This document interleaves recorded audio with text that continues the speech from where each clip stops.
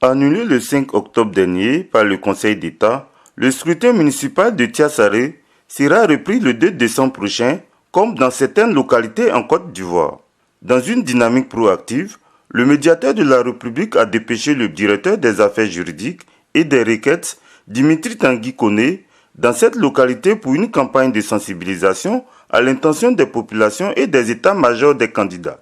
Là, à Tiassalé, dans le cadre d'une mission de sensibilisation pour la paix, à l'occasion de la reprise des élections locales, notamment les élections municipales qui sont donc prévues pour le 2 décembre prochain. Nous sommes venus, comme je l'ai dit, à l'initiative de M.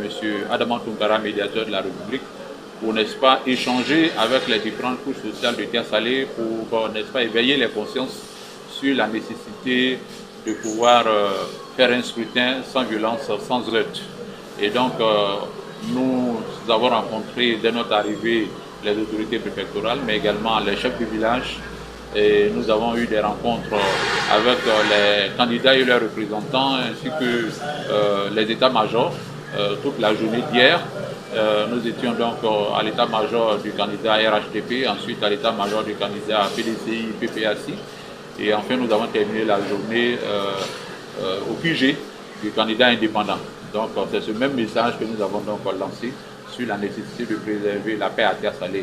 Et nous avons eu des oreilles attentives.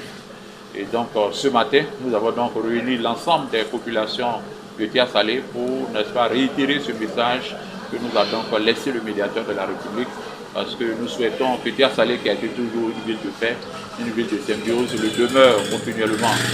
Le scrutin municipal étant une élection locale, avec des candidats qui se connaissent et se côtoient au quotidien, l'envoyé d'Adama Tounkara a exhorté les candidats à respecter la charte d'engagement qu'ils ont signée le 25 juillet 2023 et de faire en sorte que le prochain scrutin se déroule dans les mêmes conditions que le premier, malgré les ressentiments.